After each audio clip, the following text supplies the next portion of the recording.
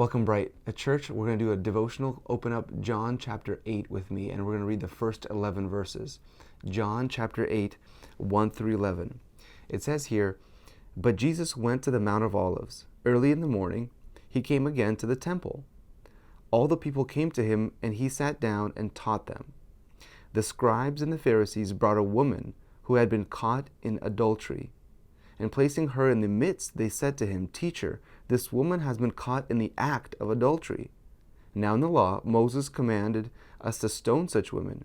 So what do you say?'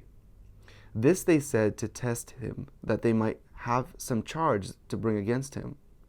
Jesus went down and wrote with his finger on the ground.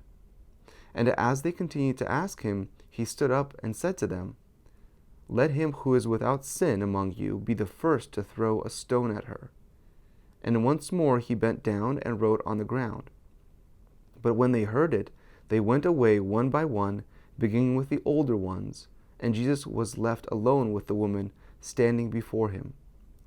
Jesus stood up and said to her, 'Woman, where are they? Has no one condemned you?' She said, 'No one, Lord.' And Jesus said, 'Neither do I condemn you. Go, and from now on sin no more.'" It's a very powerful passage. A person sinned. You and I sin a lot. Now, what I want to talk about from this passage is how amazing Jesus' love is. He's so wise, but how amazing. He is for this person. There are so many people that wanted this person, her, the person who was caught in the act of adultery, to pay for her sins, so that she would be like an example, so that other people don't do this. And Jesus was trying to find a way to save her soul, to realize that there is love in this world that comes from him, that is beyond anything that you and I can actually do. And that's why in Romans chapter 8 we read that nothing can come between us, can separate us from the love of God. So what I want you to think about today, there are things that you've done in the past, and maybe you've done something today that is disrespectful to your family and to the creator of your soul, to Jesus, to the savior of your soul.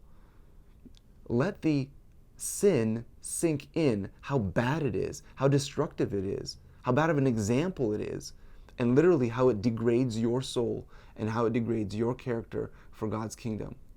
And then let this sink in. Go, Jesus says, and sin no more. The one who can accuse, the one who is righteous, all of those other people went away, remembering all of their sins, went away. There's one thing that I really want for us to understand here.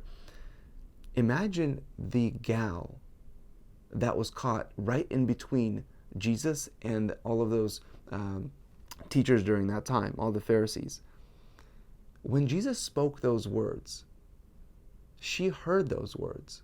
The words are, "Those who let him who is without sin among you be the first to throw a stone at her." She heard those. There are a couple of thoughts that she could have had when she heard those words. One thought is, I'm going to stand up and tell him every single one of you guys is a sinner. Every single one of you guys sinned, so none of you can throw a stone at me. Ha ha. That's one reaction. That's not what happened. The other reaction, the other thought that could have happened was self-condemnation. That she was so engulfed in her sin and the shame that is associated with that sin, she wasn't even thinking about what Jesus was saying to those other people. She was expecting the first and the next rock to hit her, and that just the law would be applied to her. But Jesus applies grace. Jesus applied grace to her, and Jesus applies grace to you and me. There's one more thought. He said, "Go and sin no more." That means there's a possibility of going and sinning no more. There is a way of going and sinning no more. In the future, I bet you that gal, that woman, probably sinned. Different ways, not the same way as she was caught in the act of adultery this time, but she sinned. And there is future grace that is applied. There's future meetings with Jesus that a person can have in order to experience forgiveness. And think about this. How amazing is Jesus' love that knowing your future, knowing my future, he is ready to say that you are forgiven. Go and sin no more. Be blessed as you think about what that phrase means and how amazing Jesus' love is. Be blessed.